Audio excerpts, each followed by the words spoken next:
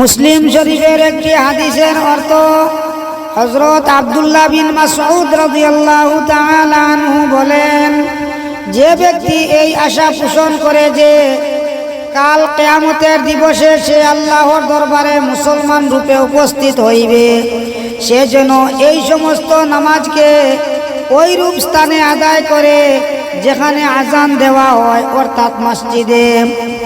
কেননা আল্লাহ পাক তোমাদের নবীর কতিপয় সুন্নত জারি করিয়াছেন, যাহা পুরাপুরি হেদায়ত। জামাতে নামাজ আদায় করা উহাদের অন্যতম। তোমরা যদি অমুক ব্যক্তির নিয়ায় করে নামাজ পড়িতে আরম্ভ করো, তবে নবীজির সুন্নত তরককারী বলিয়া গণ্য হইবে। এবং ইহাও জানিয়া রাখিবে, যদি নবীজির সুন্নত ছাড়িয়া দাও, তবে তোমরা নিশ্চিত গুমরা হইয়া যাইবে। যদি কেহ উত্তম রূপে উজু করিয়া মসজিদের দিকে অগ্রসর হয়, তবে তাহার প্রত্যেক কদমেই এক একটা নেকি লিপিবদ্ধ হইয়া যাইবে এবং এক একটি পাপ তাহার মাপ হইয়া যাইবে। হুজুরে পাক সাল্লাল্লাহু আলাইহি ওয়াসাল্লামের জমানায় তো আমরা দেখিতাম, একমাত্র প্রকাশ্য মুনাফিক ব্যক্তি ছাড়া সাধারণ মুনাফিক ব্যক্তিগণেরও জামাত তরক করিবার সাহস হইত না, কিংবা কেহ কোনো কঠিন রোগে আক্রান্ত হইলে হাজির হইত না। যেই ব্যক্তি দুইজনের কাঁধে ভর করিয়া পা হেসড়াইয়া চলিতে পারিত, তাহাকেও জামাতের কাতারে খাড়া করিয়া দেওয়া হইত।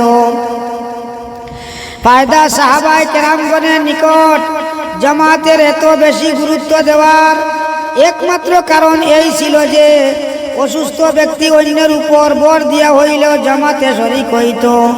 জামাতের প্রতি তাহাদের এত অধিক গুরুত্ব দেওয়ার একমাত্র কারণ ছিল যে তাহাদের ও আমাদের সরদার নবী করিম সাল্লাল্লাহু আলাইহি সাল্লাম জামাতকে অতিশয় গুরুত্ব দিতেন। এমনকি হুজুর সাল্লাল্লাহু আলাইহি ওয়াসাল্লাম যখন অন্তিম শয্যায় শায়িত এবং রোগে প্রচণ্ডতায় বারংবার অজ্ঞান হইয়া পড়িতেন, তখন তিনি জ্ঞান ফিরিয়া আসিতেই উজুর পানি চাইতেন। অবশেষে একবার উজু করিয়া হযরত আব্বাস ও অন্য একজন সাহাবীর উপর ভর দিয়া মসজিদেও গিয়াছিলেন, অথচ তখনও তিনি মাটিতে ভালোভাবে পা রাখিতে পারিতেছিলেন না। হযরত আবু বকর সিদ্দিক রাদিয়াল্লাহু তাআলা আনহু নির্দেশ মোতাবেক নামাজ পড়াইতে আরম্ভ করেন। হুজুর সাল্লাল্লাহু আলাইহি সাল্লাম গিয়া নামাজে শরীক হইলেন। আলহামদুলিল্লাহ। হযরত আবু দারদা রাদিয়াল্লাহু তাআলা আনহু বলেন, আমি হুজুর আকরাম সাল্লাল্লাহু আলাইহি ওয়াসাল্লামকে এই কথা বলিতে শুনিয়াছি যে আল্লাহ তাআলার ইবাদত এইভাবে করো যেমন তিনি একেবারে সম্মুখে রহিয়াছেন, আর তুমি তাকে দেখিতেছ, এবং নিজেকে মৃত ব্যক্তিদের তালিকাভুক্ত মনে করো, নিজেকে জীবিত মনেই করিবে না। তবে কোনো ব্যাপারে না আনন্দ হইবে না দুঃখ।